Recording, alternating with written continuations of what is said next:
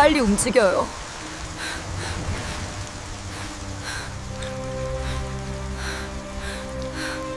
아버지, 제발 비켜주세요. 구급차가 필요해요. 빗소리가 응급실 창문을 두드렸다. 새벽 2시 서울대학교 병원 응급실은 그 어느 때보다 붐볐다. 환자 들어갑니다. 구급대원들의 외침이 복도에 울려 퍼졌다. 들것 위에 누운 23살 간호학과 학생 박지원의 이마에서 피가 흘러내렸다. 스쿠터 사고였다. 빗길에 미끄러져 넘어졌고 머리를 세게 부딪혔다. 지원 씨, 괜찮아요? 눈 떠봐요. 간호사의 목소리가 멀게 들렸다. 지원은 천천히 눈을 떴다. 형광등 불빛이 눈부셨다. 온몸이 욱신거렸다. 특히 왼쪽 팔이 심하게 아팠다. 골절이 의심됩니다. 엑스레이 찍고 입원 준비해 주세요. 의사가 차트를 보며 말했다. 지원은 고개를 끄덕였다. 그때였, 비켜주세요. 급한 환자예요. 또 다른 구급차가 도착했다. 들것 위에 놓이는 얼굴이 새하얗게 질려 있었다. 산소 마스크를 쓰고 있었고 옆에서 젊은 남자가 노인의 손을 꼭 쥐고 있었다. 뇌출혈 환자입니다. 즉시 수술이 필요합니다. 중환자실에 자리가 있나요? 지금 확인하겠습니다. 간호사가 전화기를 들었다. 잠시 후 그녀의 얼굴이 어두워졌다. 죄송합니다. 지금 병상이 하나밖에 없습니다. 뭐라고요? 아버지가 죽을 수도 있다고요. 젊은 남자의 목소리가 떨렸다. 그는 양복을 입고 있었지만 정장은 구겨져 있었고 넥타이는 비뚤어져 있었다. 그의 눈은 붉게 충혈되어 있었다. 지원은 들것 위에서 그들을 바라봤다. 노인의 얼굴이 점점 더 창백해지고 있었다. 심장 모니터의 삐삐 소리가 불규칙했다. 환자분, 엑스레이실로 모시겠습니다. 간호사가 지원의 들것을 밀기 시작했다. 지원은 입술을 깨물었다. 머리가 지끈거렸다. 팔의 통증이 몸 전체로 퍼졌다. 하지만 옆에서 들리는 흐느낌 소리가 더 아팠다. 아버지, 제발, 제발. 젊은 남자가 노인의 손을 얼굴에 대고 울고 있었다. 지원은 눈을 감았다. 그리고 숨을 깊이 들이쉬었다. 저기요. 그녀의 목소리는 작았다. 아무도 듣지 못했다. 지원은 조금 더 크게 말했다. 저기요. 제자리 그분께 드려도 될까요? 복도가 조용해졌다. 간호사가 멈춰섰다. 의사가 돌아봤다. 뭐라고요? 저는 좀 더 기다릴 수 있어요. 그분이 더 급하신 것 같아서요. 지원은 떨리는 손으로 자신의 이마를 만졌다. 손에 피가 묻었다. 젊은 남자가 지원을 바라봤다. 그의 눈에 눈물이 고여 있었다. 정말 괜찮으세요? 네, 저는 괜찮아요. 지원은 작게 미소 지었다. 간호사가 지원에 들 것을 복도 한쪽으로 옮겼다. 의료진이 노인을 중환자실로 서둘러 옮기기 시작했다. 고맙습니다. 정말 고맙습니다. 젊은 남자가 고개를 숙였다. 그리고 아버지를 따라 뛰어갔다. 지원은 복도벽에 기대 앉았다. 차가운 벽이 등에 닿았다. 창밖에서는 여전히 비가 내리고 있었다. 그녀의 옷은 빗물과 피로 흠뻑 젖어 있었다. 주머니에서 핸드폰을 꺼냈다. 화면에 금이 가 있었다. 사고 때 같이 깨진 것이었다. 연락할 사람이 없었다. 부모님도 형제도 없었다. 지원은 혼자였다. 늘 그래왔다. 간호사가 거즈와 붕대를 가져왔다. 여기서 잠깐만 기다리세요. 조금 있다가 다른 병상이 비면 바로 모셔갈게요. 괜찮아요. 제가 할 수 있어요. 지원은 거즈를 받아 이마의 상처를 눌렀다. 따가웠지만 참을 만했다. 간호학과 학생이었으니까 이 정도는 할 수 있었다. 복도는 다시 분주해졌다. 의사들이 오가고 환자들이 신음했다. 지원은 조용히 앉아 있었다. 빗소리만이 그녀와 함께였다. 그녀는 몰랐다. 이 결정이 그녀의 인생을 완전히 바꿀 거라는 것을. 여러분, 안녕하세요. 오늘 이야기를 시작하기 전에 잠깐만 시간을 내주세요. 만약 이 영상이 마음에 드신다면 좋아요 버튼을 눌러주시고 구독도 꼭 부탁드립니다. 알림 설정까지 해주시면 새로운 이야기를 가장 먼저 만나보실 수 있어요. 여러분은 어떠세요? 힘들 때 누군가에게 도움을 받은 적이 있나요? 아니면 반대로 어려운 사람을 도와준 경험이 있으신가요? 댓글로 여러분의 이야기를 들려주세요. 따뜻한 이야기 하나하나가 다른 분들에게 큰 힘이 됩니다. 그럼 지금부터 박지원의 이야기를 계속하겠습니다. 그녀가 몰랐던 진실, 그리고 운명적인 만남에 대해서요. 15년 전 그날 밤도 비가 내렸다. 8살 지원은 연기 냄새에 잠에서 깼다. 침실 문틈으로 오렌지빛 불빛이 새어 들어왔다. 뜨거웠다. 엄마, 지원이 소리쳤다. 문이 벌컥 열렸다. 아빠와 엄마가 뛰어들어왔다. 엄마의 얼굴은 눈물과 그을음으로 얼룩져 있었다. 지원아, 괜찮아. 엄마, 아빠가 여기 있어. 아빠가 지원을 안아들었다. 그들은 창문으로 갔다. 아래층에서 불길이 치솟고 있었다. 계단은 이미 불에 탔다. 빨리 창문으로. 아빠가 창문을 열었다. 밖에서는 이웃들이 소리치고 있었다. 소방차 사이렌 소리가 멀리서 들렸다. 지원아, 무서워하지 마. 엄마 아빠가 너를 내려보낼게. 싫어. 엄마도 같이 가요. 우리는 바로 뒤따라 갈게. 약속해. 엄마가 목에 걸고 있던 하트 모양 목걸이를 풀어 지원의 목에 걸어주었다. 목걸이는 따뜻했다. 엄마의 체온이 남아 있었다. 이거 엄마가 제일 아끼는 거야. 지원이한테 줄게. 엄마가 항상 지원이 곁에 있을 거야. 엄마, 아빠가 지원을 창밖으로 조심스럽게 내려보냈다. 아래에서 이웃 아저씨들이 이불을 펼쳐들고 있었다. 지원은 이불 위에 떨어졌다. 엄마, 아빠, 지원이 울부짖었다. 하지만 창문 안에서 더 이상 아무도 나오지 않았다. 불길이 더 거세졌다. 건물이 무너지는 소리가 들렸다. 그게 마지막이었다. 보육원 침대는 좁고 딱딱했다. 지원은 매일 밤 엄마의 목걸이를 만지작거리며 잠들었다. 하트 뒷면에는 작은 글씨로 지원이라고 새겨져 있었다. 엄마, 간호사가 되면 사람들을 살릴 수 있을까요? 지원은 어둠 속에서 중얼거렸다. 대답은 없었다. 하지만 지원은 마음속으로 엄마의 목소리를 들었다. 그럼 우리 지원이는 뭐든 할 수 있어. 15살이 되자 지원은 아르바이트를 시작했다. 학교에서 걸어서 10분 거리에 있는 작은 식당이었다. 새벽 4시에 일어나 5시까지 출근했다. 설거지를 하고 식자재를 나르고 바닥을 닦았다. 지원아, 힘들지? 식당 사장님이 물었다. 50대 중반의 다정한 아주머니였다. 아니에요, 괜찮아요. 지원은 웃으며 대답했다. 손은 세제 때문에 트고 거칠어졌다. 손톱 밑에는 늘 때가 끼어 있었다. 하지만 상관없었다. 이 돈이면 학비를 낼 수 있었다. 오전 8시 지원은 일을 마치고 학교로 뛰어갔다.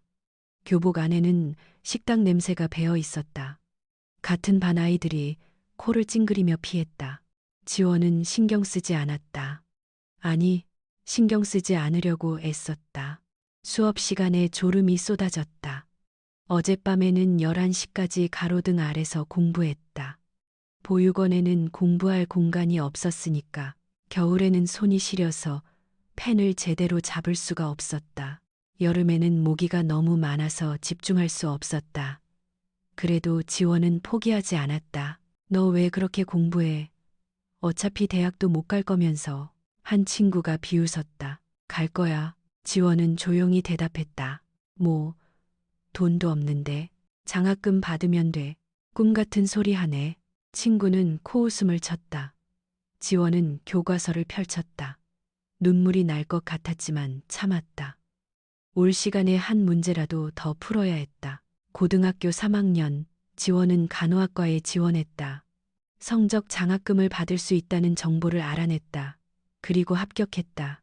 전액 장학금이었다. 엄마, 해냈어요. 지원은 합격 통지서를 꼭 껴안고 울었다. 목걸이가 가슴팍에 닿았다. 여전히 따뜻한 것 같았다. 대학생이 된 후에도 지원의 삶은 변하지 않았다. 새벽 5시에 일어나 편의점 야간 알바를 했다. 수업이 끝나면 병원에서 보조 일을 했다.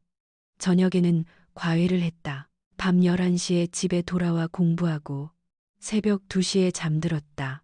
지원아, 너 언제 자니? 룸메이트가 걱정스럽게 물었다. 자야지, 나도 사람인데.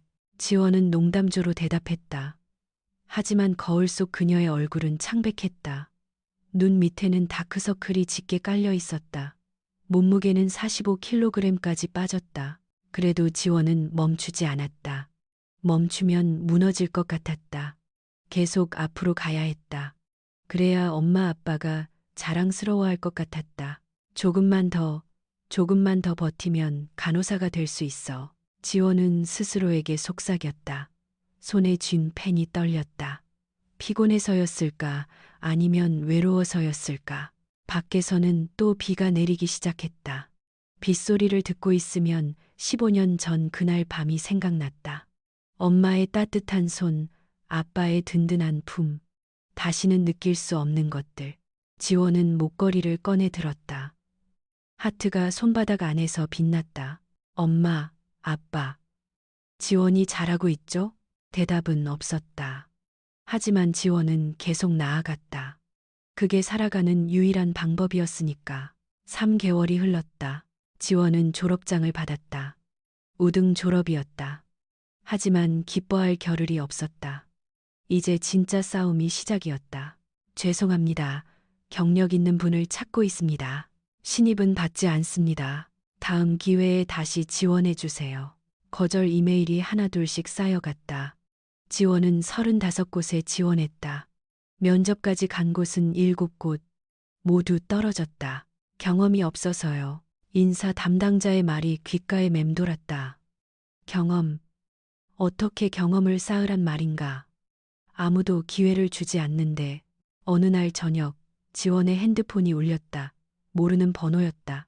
여보세요. 박지원 씨 맞으시죠? 신한그룹 의료재단 인사팀입니다. 지원의 심장이 뛰었다. 신한그룹, 국내 최대 의료그룹이었다. 서울 강남에 있는 신한대학병원은 최첨단 시설을 자랑했다. 네, 맞습니다. 면접을 보러 오실 수 있으신가요? 이번 주 금요일 오전 10시. 네, 물론이죠. 지원은 전화를 끊고 소리를 질렀다. 룸메이트가 놀라서 뛰어왔다.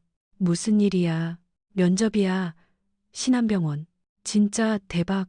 하지만 기쁨도 잠시. 지원은 옷장을 열어봤다. 정장이 없었다. 면접에 입고 갈 옷이 없었다. 내 거 입어. 우리 키 비슷하잖아.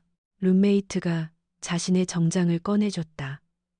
검은색 재킷과 치마였다. 조금 컸지만 어쩔 수 없었다. 고마워. 구두는? 지원은 자신의 구두를 꺼냈다. 2년 전에 산 것이었다. 굽이 벗겨져 있었고 여기저기 흠집이 나 있었다. 하지만 다른 게 없었다. 괜찮아. 그냥 이거 신을게. 금요일 아침 지원은 새벽 6시에 일어났다. 샤워를 하고 정장을 입었다. 재킷 소매가 조금 길었다. 치마는 허리에서 헐렁했다. 거울을 보니 영 어색했다. 하지만 최선이었다. 지하철을 2번 갈아타고 강남역에 도착했다. 신한대학병원은 역에서 걸어서 10분 거리였다. 빌딩은 60층짜리 유리 건물이었다. 햇빛을 받아 반짝이고 있었다. 지원은 로비에서 숨을 고르고 엘리베이터를 탔다. 50층, 임원층이었다. 박지원 씨? 네, 이쪽으로 오세요. 비서가 지원을 회의실로 안내했다. 문이 열렸다. 큰 테이블을 중심으로 5명이 앉아 있었다. 모두 정장 차림이었다. 분위기가 무거웠다. 앉으세요. 지원은 의자에 앉았다. 손에 쥔 이력서가 땀으로 축축해졌다. 심장이 미친 듯이 뛰었다. 자기소개 부탁합니다. 중앙에 앉은 남자가 말했다. 50대 초반으로 보였다. 은퇴 안경을 쓰고 있었다. 안녕하십니까. 저는 박지원입니다. 서울대학교 간호학과를 졸업했습니다. 환자를 돕고 싶은 마음으로 간호사의 길을 선택했습니다. 경력 사항을 보니 인턴 경험이 없네요. 네, 학교를 다니는 동안 아르바이트를 해야 해서 우리 병원은 최고 수준의 의료 서비스를 제공합니다. 경험 없는 신입을 뽑기는 어렵습니다. 지원의 얼굴이 창백해졌다. 또 떨어지는 건가? 또다시 죄송합니다만 경험이 없으시네요? 다른 면접관이 차갑게 물었다. 지원은 주먹을 꽉 쥐었다. 손톱이 손바닥을 파고들었다. 아팠다.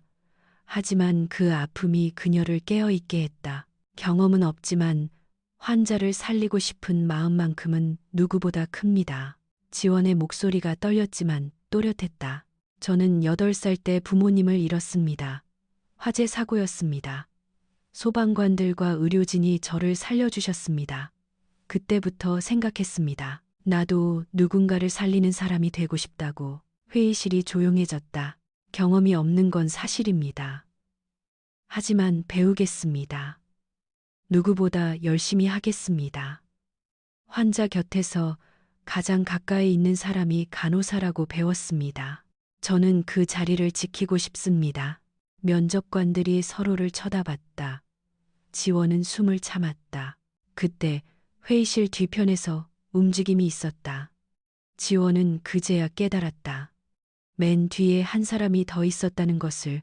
검은색 정장을 입은 남자였다. 40대 후반쯤으로 보였다. 그는 지금까지 아무 말 없이 앉아 있었다. 남자가 천천히 고개를 들었다. 그리고 지원을 바라봤다. 지원은 그 눈빛을 어디선가 본 것 같았다. 언제였을까? 어디서였을까? 감사합니다. 결과는 일주일 내로 연락드리겠습니다. 은퇴 안경 남자가 말했다. 면접이 끝났다. 지원은 고개를 숙여 인사하고 회의실을 나왔다. 다리가 후들거렸다.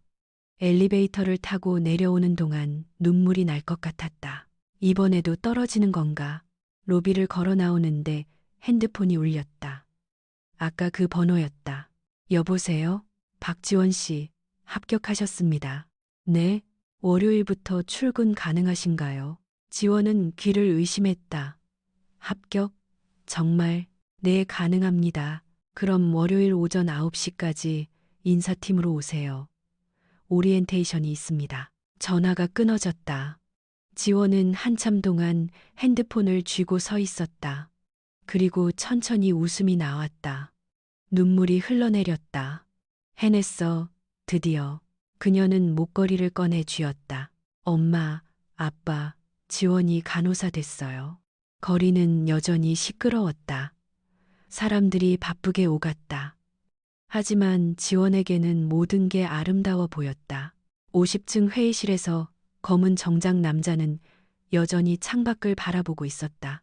회장님, 정말 괜찮으십니까? 은퇴 안경 남자가 조심스럽게 물었다. 괜찮아. 아니, 괜찮은 정도가 아니야. 남자의 목소리가 떨렸다. 드디어 찾았어. 월요일 아침, 지원은 새 유니폼을 받았다. 하얀색 간호사복이었다. 부드러운 천이 손에 닿았다. 이게 현실인가 싶었다. 그리고 이건 오리엔테이션 자료입니다. 인사팀 직원이 서류 뭉치를 건넸다. 지원은 한 장씩 넘겨보다가 멈췄다. 저기, 이게 뭔가요? 장학금 지급 내역입니다. 장학금이요? 네, 회장님 특별 지시사항입니다. 박지원 씨께 전액 교육 지원금과 월 200만 원 생활비를 지급하라고요. 지원의 눈이 커졌다. 200만 원? 매달? 무슨 말씀이세요? 저는 그냥 신입 간호사인데요. 저희도 처음 보는 케이스입니다. 회장님이 직접 지시하신 건 처음이에요. 회장님이요? 네, 강민호 회장님이요. 지원은 머리가 복잡했다.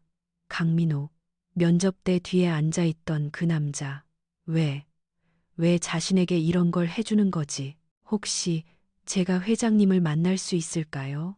회장님은 굉장히 바쁘신 분이라. 그때 인사팀 전화가 울렸다. 직원이 받더니 놀란 표정으로 지원을 봤다. 지금 바로 50층으로 올라가시래요. 네? 회장님이 부르십니다. 지원은 다시 엘리베이터를 탔다. 50층 버튼을 눌렀다. 손이 떨렸다. 엘리베이터가 올라가는 동안 심장이 터질 것 같았다. 문이 열렸다. 고급스러운 카펫이 깔린 복도가 나왔다. 비서가 기다리고 있었다. 이쪽으로 오세요. 큰 문이 열렸다. 회장실이었다. 넓은 공간이었다. 한쪽 벽은 전부 유리창이었다. 서울 시내가 한눈에 내려다 보였다. 창가에 한 남자가 서 있었다. 검은색 정장. 강민호였다. 앉으세요. 그의 목소리는 낮고 부드러웠다. 지원은 소파에 앉았다. 민호는 천천히 돌아섰다. 그제야 지원은 그의 얼굴을 제대로 봤다. 40대 후반, 짧은 머리, 날카로운 눈매. 하지만 눈빛은 따뜻했다. 차 드릴까요? 아, 네. 민호가 직접 차를 따랐다. 회장이 직접 차를 따르다니 지원은 어색하게 찻잔을 받았다. 편하게 계세요. 민호가 맞은편 소파에 앉았다. 그리고 잠시 아무 말도 하지 않았다. 그저 지원을 바라봤다. 저기, 왜 저를 부르셨나요? 지원이 조심스럽게 물었다. 민호는 주머니에서 지갑을 꺼냈다. 낡은 지갑이었다. 비싼 옷을 입은 사람이 들기엔 어울리지 않는. 그는 지갑에서 사진 한 장을 꺼냈다. 흑백 사진이었다. 화질이 좋지 않았다. 감시 카메라 영상을 출력한 것 같았다. 이 사진을 보세요. 지원은 사진을 받아들었다. 사진 속에는 병원 복도가 보였다. 그리고 한 여자가 벽에 기대 앉아 있었다. 머리에는 붕대를 감고 있었고 옷은 피로 얼룩져 있었다. 지원의 손이 떨렸다. 이 사진 속 여자는 저인가요? 네. 이게 어떻게? 석 달 전입니다. 민호의 목소리가 조용했다. 기억하세요. 석 달 전 그 밤, 지원의 머릿속이 하얗게 변했다. 석 달 전, 비 오던 밤, 응급실, 병상을 양보했던 그날, 당신이 자리를 양보한 그 환자가. 민호는 잠시 말을 멈췄다. 그의 눈에 눈물이 맺혔다. 제 아버지였습니다. 지원은 숨이 뺏었다. 그날 밤 아버지는 뇌출혈로 쓰러지셨습니다.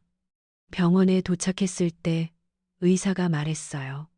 당장 수술하지 않으면 살 수 없다고. 하지만 병상이 없었습니다.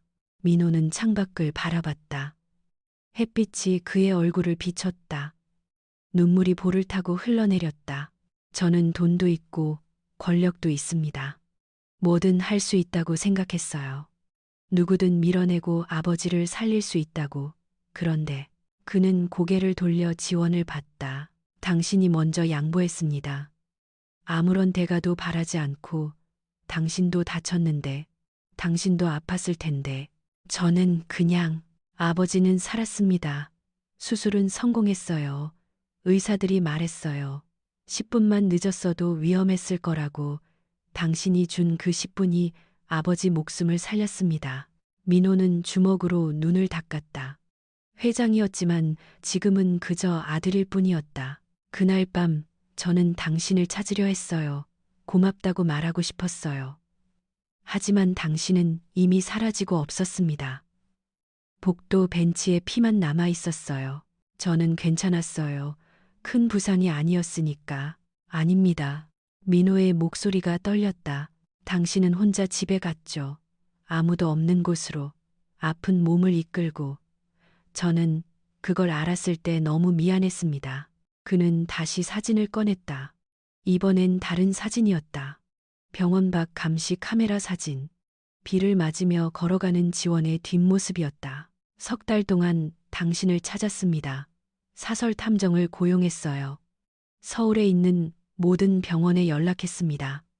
간호학과 졸업생 명단을 전부 확인했어요. 그리고 민호가 지원을 똑바로 봤다. 드디어 찾았습니다. 우리 병원에 지원한 당신을. 지원은 아무 말도 할 수 없었다.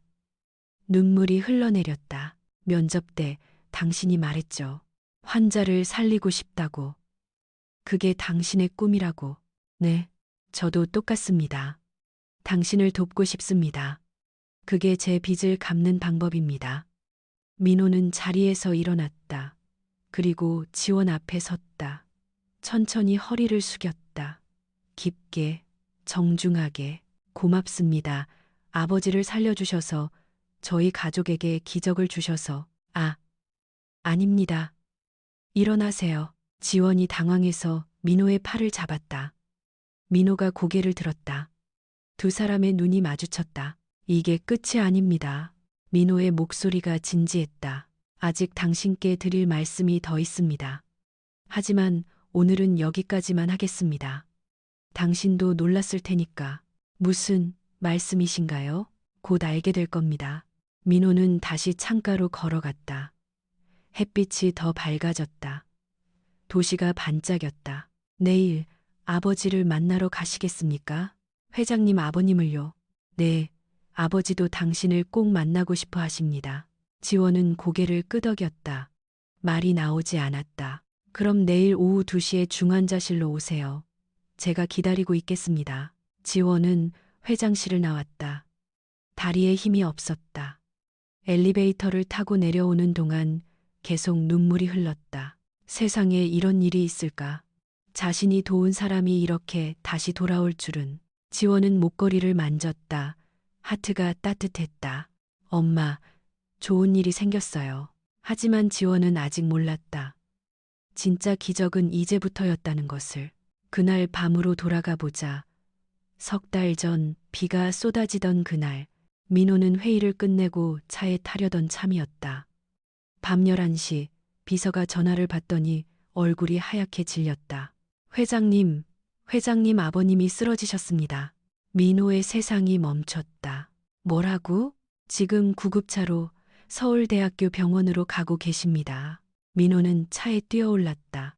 당장 병원으로. 차는 빗길을 달렸다. 와이퍼가 미친 듯이 움직였지만 앞이 보이지 않았다. 민호의 손은 떨렸다. 아버지, 78살, 건강하신 줄 알았는데.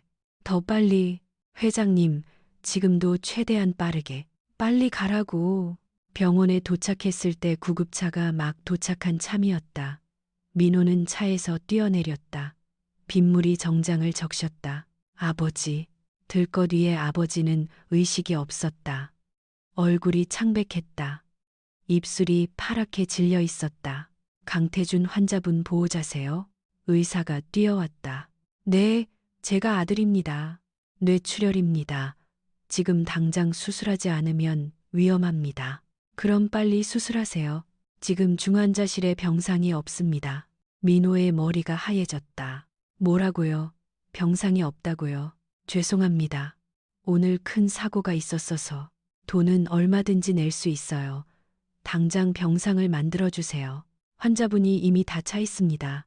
다른 병원으로. 시간이 없잖아요. 민호는 소리쳤다. 주변 사람들이 돌아봤다. 하지만 신경 쓸 겨를이 없었다. 제가 직접 말할게요. 누구든 설득할게요. 돈을 드릴게요. 제발. 그때였다. 저기요. 작은 목소리가 들렸다. 민호가 돌아봤다. 들것 위에 젊은 여자가 누워 있었다. 이마에서 피가 흘렀다. 얼굴은 비와 피로 뒤범벅이었다.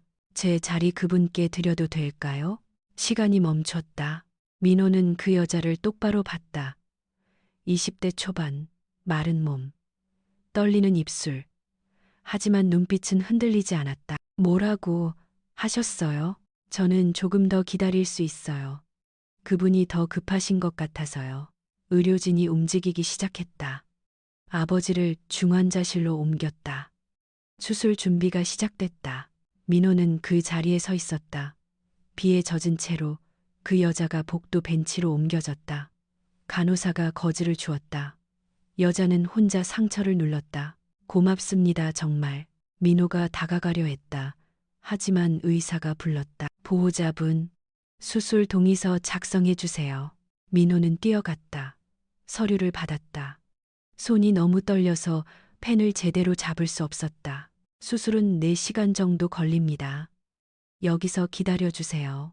수술실 문이 닫혔다. 빨간 불이 켜졌다. 수술 중. 민호는 그 자리에 주저앉았다. 아니, 무릎을 꿇었다. 차가운 바닥이 무릎에 닿았다. 눈물이 쏟아졌다. 아버지, 제발, 제발. 그는 손을 모았다. 기도했다. 믿지도 않던 신에게 빌었다. 제발 아버지를 살려달라고. 얼마나 시간이 흘렀을까. 민호는 고개를 들었다. 복도를 봤다. 그 여자는 여전히 벤치에 앉아 있었다. 혼자서 이마를 감싸고 있었다. 피가 배어나왔다. 하지만 아무도 그녀를 돌보지 않았다. 응급실은 너무 바빴다. 민호는 일어났다. 그녀에게 다가가려 했다. 하지만 그 순간 그녀가 일어났다. 비틀거리며 출구로 향했다. 잠깐만요. 민호가 불렀다. 하지만 그녀는 듣지 못했다. 아니, 듣지 않은 척했다. 자동문이 열렸다. 빗줄기가 보였다. 그녀는 그 속으로 사라졌다. 기다려요. 민호가 뛰어갔다. 하지만 수술실 문이 열렸다. 보호자분, 간호사가 불렀다. 민호는 멈춰섰다. 돌아봤다. 출구를 봤다. 그녀는 이미 보이지 않았다. 수술 중 상태 확인차 나왔습니다. 지금까지는 순조롭습니다. 아, 네, 감사합니다. 민호는 다시 수술실 앞으로 갔다. 하지만 계속 출구 쪽을 쳐다봤다. 그 여자, 이름도 모르는 그 여자. 새벽 5시 수술이 끝났다. 성공했습니다. 큰 문제 없이 출혈을 제거했습니다. 의사의 말에 민호는 무너졌다. 바닥에 주저앉아 울었다. 살았다. 아버지가 살았다. 10분만 늦었어도 위험했을 겁니다. 정말 다행입니다. 10분, 그 여자가 준 10분. 민호는 곧바로 접수처로 달려갔다. 아까 들어온 여자 환자, 교통사고 환자요. 어디 있나요? 어떤 환자요? 20대, 이마에 부상, 병상을 양보한. 접수 직원이 컴퓨터를 확인했다. 아, 그분이요. 이미 퇴원하셨는데요. 뭐라고요? 치료도 안 받고요? 간단히 소독만 하고 가셨어요. 큰 부상이 아니라고 하시면서 연락처는, 주소는 개인정보라. 제발요. 꼭 연락해야 합니다. 직원은 난처한 표정을 지었다. 죄송합니다. 규정상. 민호는 복도로 나왔다. 그녀가 앉았던 벤치로 갔다. 하얀 거즈가 바닥에 떨어져 있었다. 피가 묻어 있었다. 벤치에도 핏자국이 남아 있었다. 민호는 그 자리에 앉았다. 거즈를 주워들었다. 손이 떨렸다. 누구세요, 당신은? 그날 이후 민호는 그녀를 찾기 시작했다. CCTV 영상을 모두 확인했다. 흑백 영상 속에서 그녀를 찾았다. 복도에 앉아 있는 모습, 혼자 상처를 감싸는 모습, 비를 맞으며 걸어가는 뒷모습. 사설 탐정 회사에 연락했다. 서울에서 제일 유명한 곳이었다. 이 사람을 찾아주세요. 얼마든지 드리겠습니다. 탐정은 사진을 받아들었다. 화질이 좋지 않네요. 그래도 찾아야 합니다. 일주일이 지났다. 아무 소식 없었다. 2주일이 지났다. 여전히 없었다. 민호는 직접 움직였다. 서울에 있는 모든 대학 간호학과에 연락했다. 최근 졸업생 명단 좀 볼 수 있을까요? 죄송하지만 개인정보, 채용을 위한 겁니다. 신한그룹입니다. 그렇게 수백 개의 이력서를 봤다. 하나하나 사진을 확인했다. 밤을 새워가며. 하지만 그녀는 없었다. 1달이 지났다. 2달이 지났다. 민호는 포기하지 않았다. 매일 아침 일어나면 그 CCTV 사진을 봤다. 출근길에도, 회의 중에도, 잠들기 전에도. 회장님, 그만 쉬시는 게. 비서가 걱정했다. 안 돼. 꼭 찾아야 해. 하지만 3달이나. 그럼 1년이라도 찾을 거야. 10년이라도.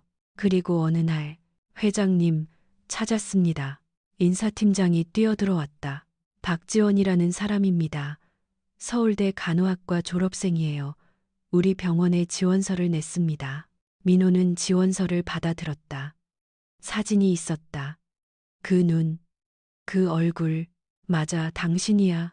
민호의 눈에 눈물이 맺혔다. 면접 일정을 잡아. 내가 직접 볼 거야. 네, 회장님. 면접날 민호는 회의실 맨 뒤에 조용히 앉았다. 문이 열렸다. 그녀가 들어왔다. 낡은 구두, 큰 정장, 떨리는 손. 하지만 눈빛만은 여전히 흔들리지 않았다. 경험은 없지만 환자를 살리고 싶은 마음만큼은 누구보다 큽니다. 그녀의 목소리를 듣는 순간 민호는 확신했다. 그날 밤 아버지를 살린 건 의사가 아니었다.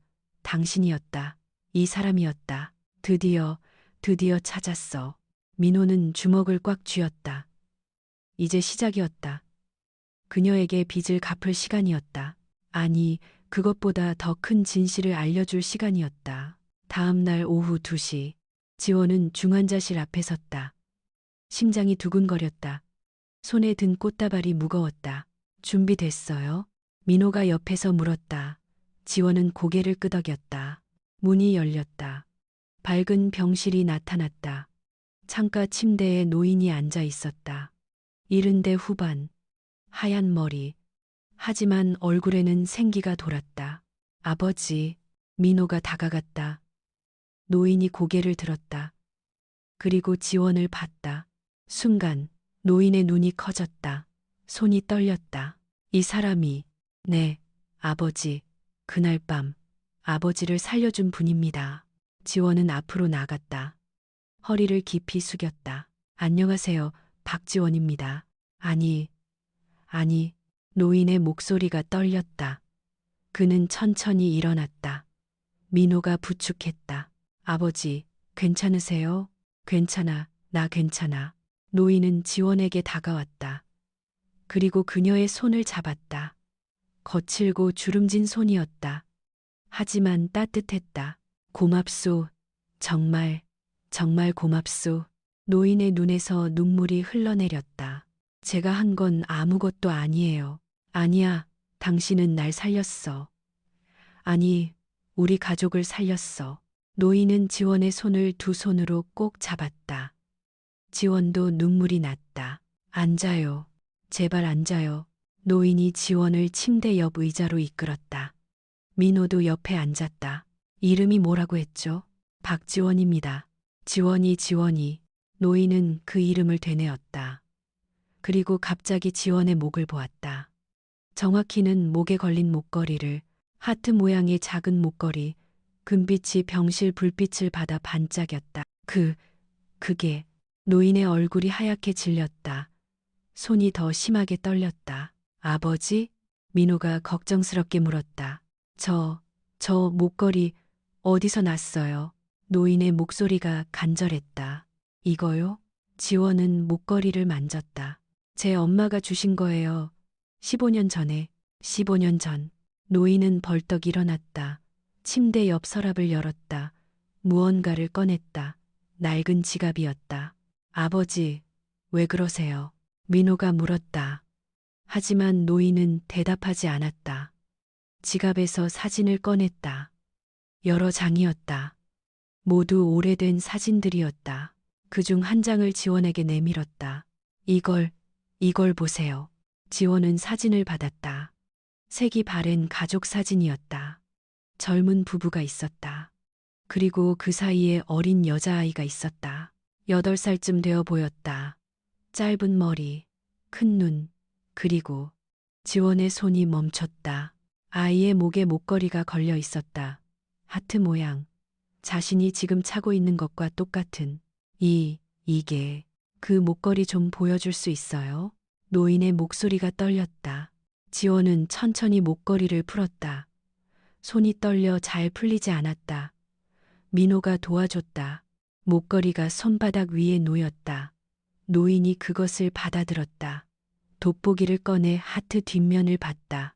작은 글씨가 새겨져 있었다. 지원. 노인의 손에서 목걸이가 떨어졌다. 그는 뒤로 비틀거렸다.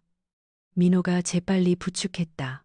아버지, 민호야, 왜 그러세요? 어디 아프세요? 아니야, 아프지 않아. 노인은 지원을 봤다. 눈물이 줄줄 흘렀다. 당신 부모님, 이름이 뭐예요? 지원의 입술이 떨렸다. 박준호, 그리고 강수연입니다. 강수연. 노인이 무릎을 꿇었다. 바닥에 주저앉았다. 아버지. 민호가 소리쳤다. 지원도 놀라서 일어났다. 수연이, 우리 수연이. 노인은 사진을 꺼냈다. 또 다른 사진. 젊은 여자의 사진이었다. 20대 후반. 아름다운 미소. 이 사람이 당신 어머니예요. 지원은 사진을 봤다. 숨이 되섰다. 엄마. 흐릿한 기억 속의 얼굴. 늘 웃고 있던 얼굴. 따뜻한 손. 부드러운 목소리. 네. 제 엄마예요. 수연이는 내 딸이었어요. 노인의 목소리가 떨렸다. 15년 전 화재가 있었죠. 지원은 고개를 끄덕였다. 말이 나오지 않았다. 수연이와 사위가 그날 밤 죽었어요. 그리고 노인은 지원을 똑바로 봤다. 손녀도 함께 죽었다고. 우리는 그렇게 믿었어요. 시신을 찾지 못했지만 경찰이 말했어요. 불이 너무 강해서 아무것도 남지 않았다고. 아니에요. 지원의 목소리가 나왔다. 작고 떨리는 목소리. 저는 살았어요. 소방관 아저씨들이 구해줬어요. 그럼, 노인은 일어났다. 지원에게 다가왔다.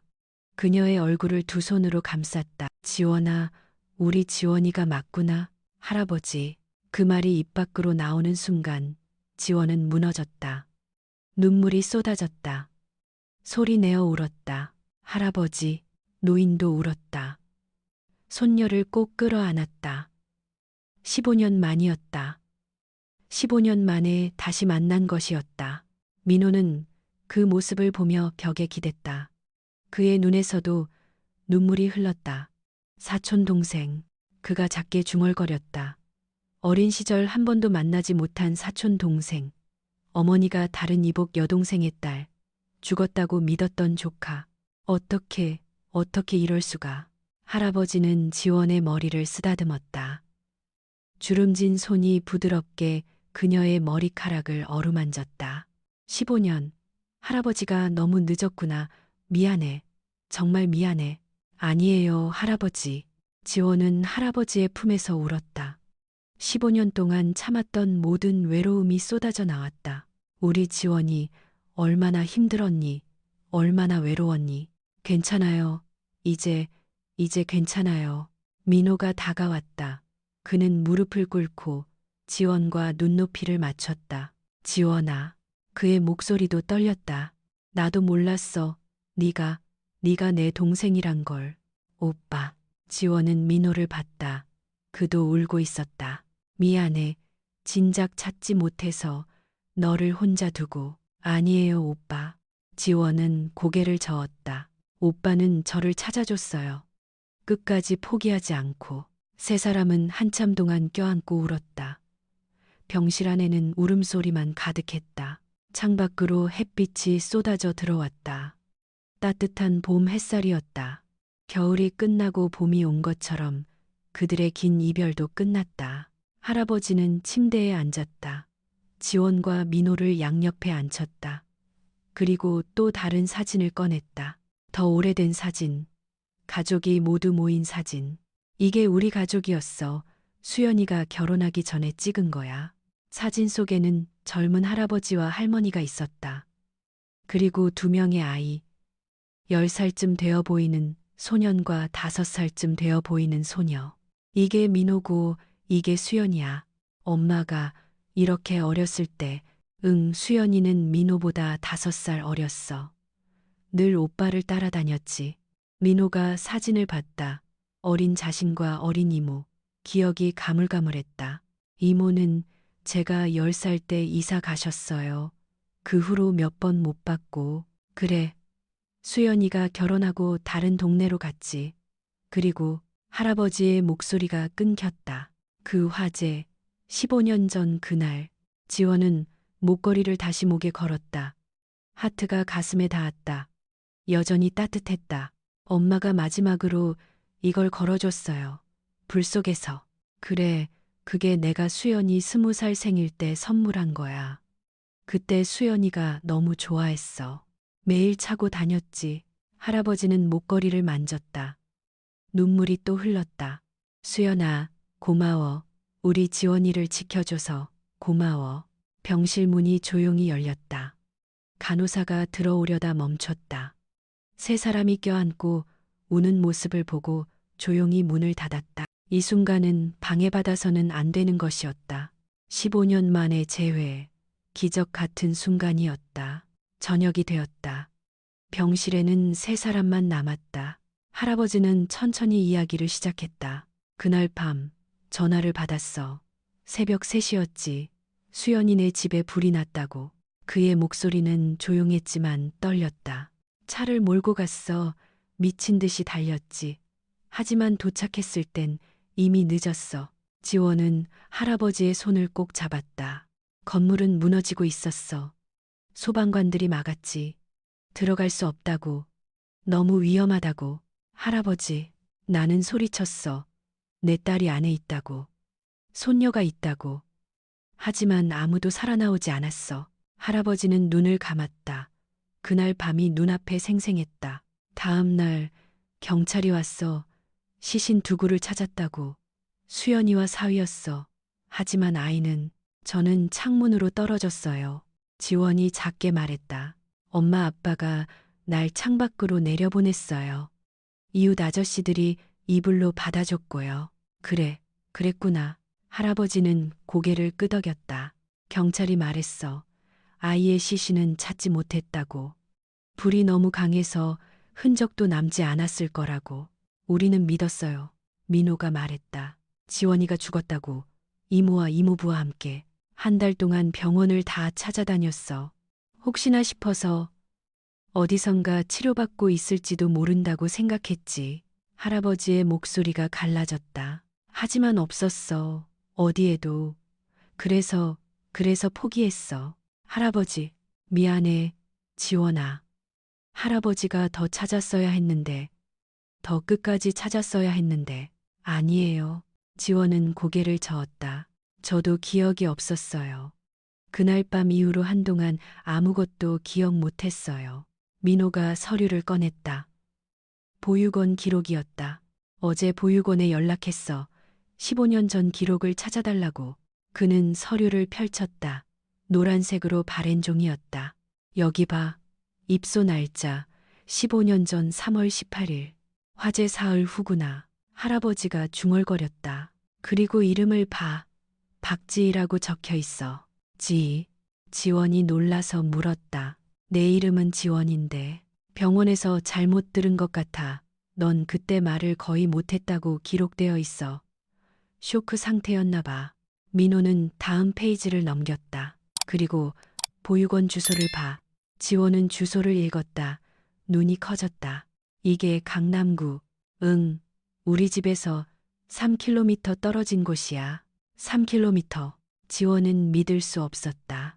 15년 동안 그렇게 가까이 있었다는 것을. 우리는 수연이네 집 근처만 찾았어. 할아버지가 말했다. 강북에 있었으니까. 강남은 생각도 못했지. 그리고 이름도 달랐으니. 그래서 못 찾은 거구나. 민호는 주먹을 쥐었다. 분했다. 억울했다. 이렇게 가까이 있었는데. 15년. 할아버지는 창밖을 바라봤다. 해가 지고 있었다. 주황빛 노을이 하늘을 물들였다. 15년을 혼자 보냈구나. 우리 지원이가. 괜찮아요, 할아버지. 아니야, 괜찮을 리가 없어. 너는 가족 없이 자랐어. 추운 겨울도 더운 여름도 혼자 견뎠어. 할아버지는 다시 지원을 끌어안았다. 미안해, 정말 미안해. 할아버지는 잘못 없어요. 아무도 몰랐던 거잖아요. 지원은 할아버지의 등을 토닥였다. 저는 살았어요. 살아서 여기 있어요. 그걸로 충분해요. 민호도 다가왔다. 두 손으로 지원의 어깨를 잡았다. 이제부터는 달라질 거야. 넌 이제 혼자가 아니야. 오빠, 우리가 있어. 할아버지도, 나도. 이제 우리가 널 지킬 거야. 지원은 웃음과 눈물이 동시에 나왔다. 할아버지는 침대 서랍에서 또 다른 사진을 꺼냈다. 할머니 사진이었다. 내 할머니야. 10년 전에 돌아가셨지. 병환이었어. 할머니가 제일 힘들어했어. 수연이를 잃고 손녀까지 잃었다고 생각하니까 병이 깊어졌지. 할아버지는 사진을 쓰다듬었다. 여보, 우리 지원이 찾았어. 살아 있었어. 기적이야. 그의 눈물이 사진 위에 떨어졌다. 할머니가 봤으면 얼마나 좋았을까. 얼마나 기뻐했을까. 지원은 할머니 사진을 받아들었다. 자상해 보이는 얼굴이었다. 웃고 있었다. 할머니, 손녀 지원이에요. 늦게 인사드려서 죄송해요. 지원은 사진을 가슴에 안았다. 밖에서 노을이 점점 짙어졌다. 병실 안으로 따뜻한 빛이 흘러들었다. 민호가 창문을 열었다. 시원한 바람이 들어왔다. 봄바람이었다. 새로운 시작이야. 그가 말했다. 우리 가족의 새로운 시작. 할아버지는 지원의 한 손을, 민호의 한 손을 잡았다. 세 사람의 손이 포개졌다. 15년, 너무 늦었구나. 할아버지가 중얼거렸다. 아니에요. 지원이 고개를 저었다. 전 지금 여기 있어요. 할아버지도 오빠도 여기 있고요. 너무 늦은 게 아니에요. 딱 맞는 때예요. 민호가 웃었다. 눈물을 닦으며. 그래, 넌 항상 긍정적이구나. 엄마가 그러셨어요. 항상 웃으라고. 힘들어도 웃으면 행복이 온다고. 수연이다운 말이네. 할아버지가 미소 지었다. 우리 딸도 그랬어. 어떤 상황에서도 웃었지. 넌 엄마를 닮았구나. 지원은 목걸이를 만졌다. 하트가 손 안에서 따뜻했다. 엄마, 제가 가족을 찾았어요. 할아버지도 만났고 오빠도 생겼어요. 창밖에서 첫 별이 떠올랐다. 밤하늘에 반짝이는 별. 엄마, 아빠, 고마워요. 이 목걸이를 남겨줘서 덕분에 가족을 다시 만났어요. 세 사람은 한참을 말없이 앉아 있었다. 함께 있다는 것만으로도 충분했다. 잃어버린 15년, 돌아올 수 없는 시간. 하지만 지금부터는 달랐다. 지금부터는 함께였다. 일주일 후 지원은 큰 집 앞에 섰다. 강남의 한옥이었다. 전통과 현대가 조화를 이룬 집, 높은 담장, 넓은 마당. 지원은 가방을 꼭 쥐었다. 들어가자. 민호가 문을 열었다. 현관에 불이 켜졌다. 어서 와. 할아버지가 문 앞에 서 있었다. 퇴원한 지 이틀째였다. 얼굴에 생기가 돌았다. 할아버지, 집에 온 걸 환영해. 우리 지원이. 지원은 신발을 벗고 들어갔다. 마루가 따뜻했다. 온돌이었다. 짐은 이리 줘. 내가 들고 갈게. 민호가 가방을 받았다. 지원은 집안을 둘러봤다. 넓은 거실, 큰 소파. 한쪽 벽에는 가족 사진들이 걸려 있었다. 오래된 사진도 최근 사진도 있었다. 내 방은 2층이야. 민호가 계단을 올라갔다. 지원이 따라갔다. 복도 끝에 문 하나가 있었다. 민호가 문을 열려다 멈췄다. 여기 원래 네 엄마 방이었어. 지원의 심장이 뛰었다. 들어가 봐. 문이 열렸다. 지원은 천천히 들어갔다. 방은 깨끗했다. 먼지 하나 없었다. 하얀 커튼, 작은 책상, 옷장. 책상 위에는 액자가 있었다. 엄마의 졸업사진이었다. 20대 초반의 밝은 미소.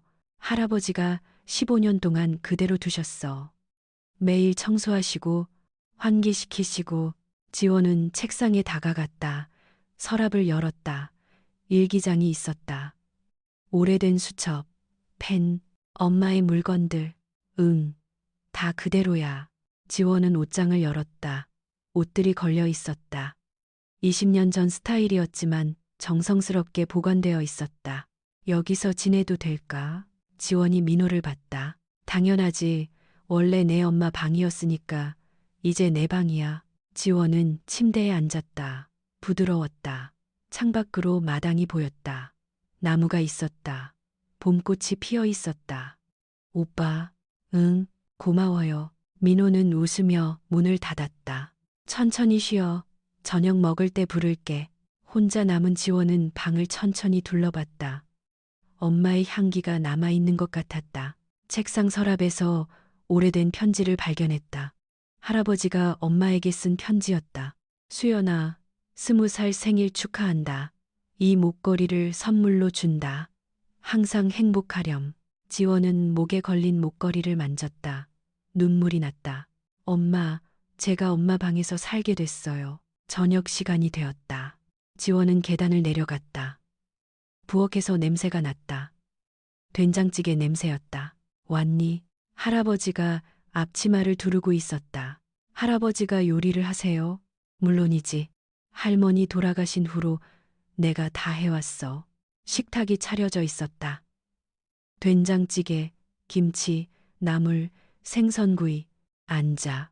민호가 의자를 빼줬다. 지원이 앉았다. 민호도 맞은편에 앉았다. 할아버지가 마지막으로 밥그릇을 가져왔다. 김이 모락모락 났다. 자, 이제 먹자. 세 사람이 손을 모았다. 잘 먹겠습니다. 숟가락을 들었다. 밥을 한 입 먹었다. 따뜻했다. 구수했다. 지원의 눈에서 눈물이 떨어졌다. 왜 그래? 맛없어. 할아버지가 걱정스럽게 물었다. 아니에요. 너무 맛있어요. 지원은 웃으며 눈물을 닦았다.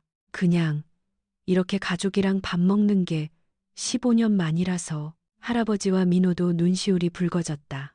이제부터는 매일 같이 먹자. 약속해. 할아버지가 지원의 손을 잡았다. 네, 할아버지. 식사를 마치고 설거지를 했다. 지원이 일어서자 할아버지가 말했다. 앉아 있어, 내가 할게. 아니에요, 제가 할게요. 그럼 같이 하자. 할아버지와 지원이 나란히 섰다. 할아버지가 설거지를, 지원이 닦아냈다. 지원아, 네? 행복하니? 지원은 고개를 끄덕였다. 네, 정말 행복해요. 그럼 됐어. 그게 할아버지 소원이야. 밤이 깊었다. 거실에 세 사람이 모였다. 차를 마시며 이야기를 나눴다. 내일부터 출근하는 거지? 민호가 물었다. 네. 차로 데려다 줄까? 아니에요. 지원은 고개를 저었다. 지하철 타고 갈래요. 왜? 차가 더 편한데. 오빠, 저는 그냥 평범한 간호사예요. 특별 대우받고 싶지 않아요. 민호는 잠시 생각하다 고개를 끄덕였다. 알았어. 네 방식대로 해. 하지만 힘들면 언제든 말해. 고마워요, 오빠. 그리고 병원에서는 민호가 진지하게 말했다. 우리 관계 비밀로 할까? 네가 원한다면. 네, 그게 좋을 것 같아요. 저는 실력으로 인정받고 싶어요. 알겠어. 난 그냥 회장일 뿐이고 넌 그냥 박지원 간호사야. 지원이 웃었다. 하지만 민호가 덧붙였다. 언제든지 기대해. 오빠가 여기 있으니까. 네, 오빠. 할아버지가 두 사람을 보며 흐뭇하게 웃었다. 보기 좋구나. 너희 둘이 이렇게 친하니까. 할아버지, 일찍 주무세요. 건강 회복하셔야죠.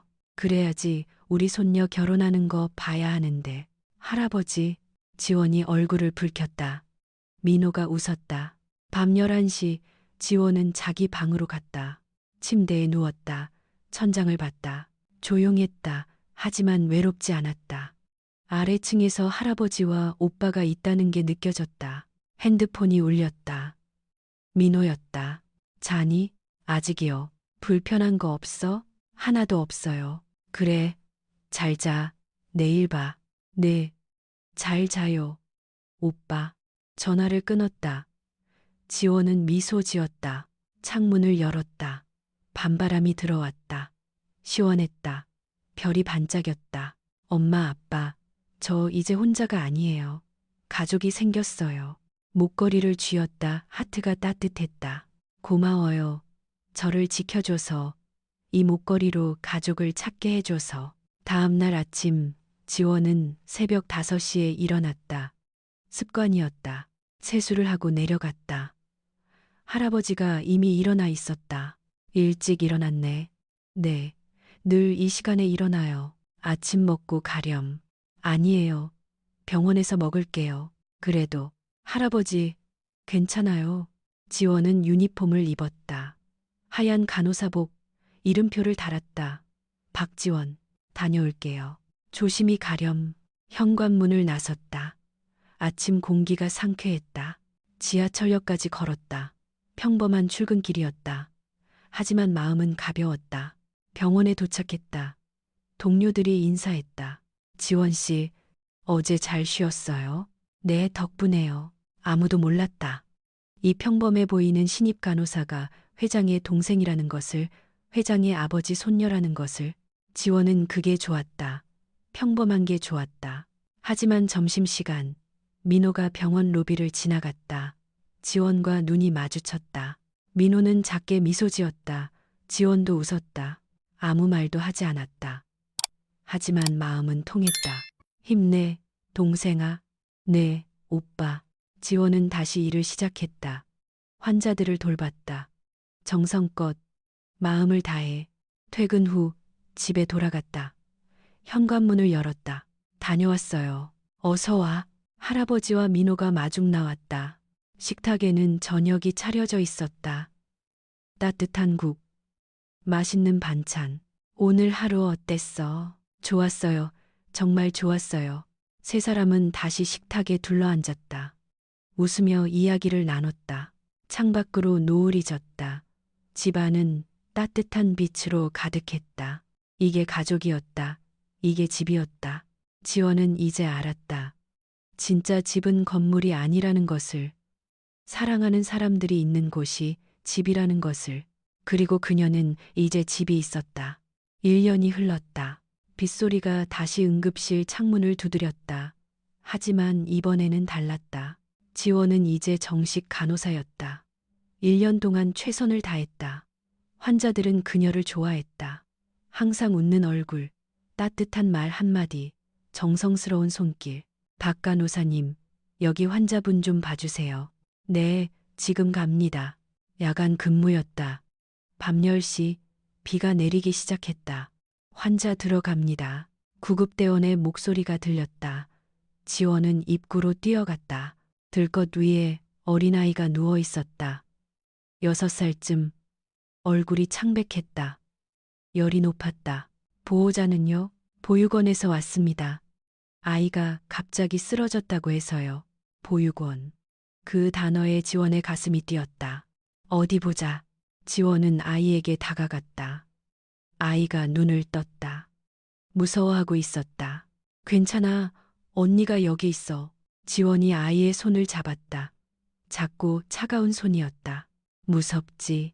아이가 고개를 끄덕였다. 안 무서워도 돼. 언니가 옆에 있을게. 계속. 의사가 검사를 시작했다. 지원은 아이의 손을 놓지 않았다. 폐렴이네요. 입원 치료가 필요합니다. 보육원에 연락드리겠습니다. 간호사가 전화를 걸었다. 지원은 아이를 병실로 옮겼다. 아이는 혼자였다. 보육원 선생님도 다른 아이들을 돌봐야 해서 갈 수밖에 없었다. 언니, 무서워요. 괜찮아. 언니가 여기 있잖아. 지원은 아이 옆에 앉았다. 손을 계속 잡아줬다. 그 모습을 누군가 지켜보고 있었다. 복도 끝에서 민호와 할아버지가 서 있었다. 오늘은 할아버지 정기 검진 날이었다. 저 아이, 할아버지가 중얼거렸다. 1년 전 지원이 갔구나. 네, 똑같네요. 민호가 대답했다. 하지만 저 아이에게는 지원이가 있어요. 혼자가 아니에요. 그래, 우리 지원이가 있지. 두 사람은 조용히 바라봤다. 지원이 아이에게 이야기를 들려주고 있었다. 아이가 조금씩 웃기 시작했다. 가볼까요? 민호가 물었다. 아니, 저렇게 두자. 저게 우리 지원이가 하고 싶은 일이니까. 할아버지는 흐뭇하게 웃었다. 새벽 2시 아이가 잠들었다. 지원은 조용히 일어났다. 복도로 나왔다. 창밖을 봤다. 비가 여전히 내렸다. 1년 전 이곳에서 자신도 혼자 앉아 있었다. 아프고 외롭고 무서웠다. 하지만 그 결정이 모든 걸 바꿨다. 병상을 양보한 그 순간이. 지원은 목걸이를 꺼내 쥐었다. 엄마, 아빠, 지원이는 이제 괜찮아요. 눈물이 났다. 하지만 슬픈 눈물이 아니었다. 가족을 찾았어요. 할아버지도 오빠도 있어요. 이제 혼자가 아니에요. 빗소리가 조금씩 잦아들었다. 고마워요. 저를 키워주셔서, 강하게 만들어주셔서, 덕분에 다른 사람도 도울 수 있게 됐어요. 발소리가 들렸다. 돌아보니 할아버지와 민호가 서 있었다. 할아버지? 오빠? 왜 여기? 정기 검진 받으러 왔지. 할아버지가 웃었다. 그리고 우리 손녀 일하는 거 보러 잘하고 있더라. 민호가 덧붙였다. 저 아이 편안해 보였어. 지원은 웃었다. 제가 받은 사랑을 나눠주고 싶어요. 그래, 그게 맞아. 할아버지가 지원을 안았다. 착한 일은 반드시 돌아온다. 네가 증명했어. 할아버지, 넌 병상을 양보했고 우리를 만났지. 이제 넌 다른 사람들에게 희망을 주고 있어. 민호도 다가왔다. 세 사람이 함께 창밖을 봤다. 비가 그쳤다. 구름 사이로 달빛이 비쳤다. 집에 가서 쉬어. 민호가 말했다. 교대 시간 됐잖아. 네, 곧 갈게요. 같이 가자. 차 가져왔어. 오빠가요? 응, 오늘은 내가 데려다 줄게. 세 사람은 병원을 나섰다. 비갠 하늘에 별이 떴다. 차 안에서 할아버지가 말했다. 1년 전 오늘이었지. 네가 병상을 양보한 날. 맞아요. 그날 넌 나를 살렸어. 그리고 우리 가족을 되찾게 해줬어. 할아버지가 저를 찾아주셨어요. 아니야, 네가 우릴 찾아준 거야. 네 착한 마음이. 집에 도착했다. 현관불이 켜져 있었다. 따뜻했다. 다녀왔어요. 지원이 외쳤다. 어서 와. 집사 아주머니가 나왔다. 따뜻한 차를 준비해뒀다. 거실에 앉았다. 세 사람이 차를 마셨다. 행복하니? 할아버지가 물었다. 네, 정말 행복해요. 그럼 됐어. 할아버지는 만족스럽게 웃었다. 밖에서는 달빛이 밝았다. 별들이 반짝였다. 지원은 창밖을 보며 생각했다. 1년 전 그 비 오는 밤. 아무것도 없었던 자신. 하지만 한 번의 선택이 모든 걸 바꿨다. 그리고 이제 자신도 누군가에게 그런 변화를 줄 수 있었다. 엄마, 아빠. 지원은 마음속으로 속삭였다. 지원이 잘 살고 있어요. 행복해요. 그리고 엄마 아빠가 가르쳐준 대로 살고 있어요. 다른 사람을 돕고 사랑하면서. 목걸이가 가슴에서 따뜻하게 빛났다. 하트 안에는 여전히 엄마의 사랑이 담겨 있었다. 그리고 그 사랑은 이제 더 많은 사람에게 퍼져나갔다. 착한 일은 반드시 돌아온다. 그리고 돌아온 선물은 다시 다른 사람에게 전해진다. 그렇게 세상은 조금씩 따뜻해진다. 지원은 미소 지었다. 할아버지와 오빠를 봤다. 그들도 웃고 있었다. 사랑해요. 지원이 말했다. 우리도 사랑해. 할아버지와 민호가 대답했다. 그날 밤 지원은 평화롭게 잠들었다. 꿈속에서 엄마와 아빠를 봤다. 그들은 웃고 있었다. 잘했어, 우리 지원아. 고마워, 엄마, 아빠. 이제 행복하게 살아. 우린 항상 네 곁에 있을게. 네, 알아요. 아침 햇살이 창문을 통해 들어왔다. 새로운 하루가 시작됐다. 지원은 일어나 창문을 열었다. 맑은 하늘이 펼쳐졌다. 좋은 아침. 그녀는 미소 지으며 말했다. 새로운 하루, 새로운 기회, 새로운 사람들을 도울 수 있는 하루. 지원의 이야기는 계속됐다. 그리고 그 이야기는 희망으로 가득했다. 여러분, 지원이의 이야기 어떠셨나요? 작은 선택 하나가 인생을 바꿀 수 있습니다. 지원이는 아픈 몸에도 병상을 양보했고 그 선택이 가족을 되찾게 해줬습니다. 우리 주변에도 도움이 필요한 사람들이 있습니다. 작은 친절, 따뜻한 말 한마디면 충분합니다. 그 작은 행동이 누군가에게는 인생을 바꾸는 기적이 될 수 있습니다. 여러분의 친절 경험을 댓글로 들려주세요. 그리고 이 이야기가 마음에 드셨다면 좋아요와 구독 부탁드립니다. 다음에도 더 감동적인 이야기로 찾아뵙겠습니다. 여러분, 항상 건강하시고 행복하세요.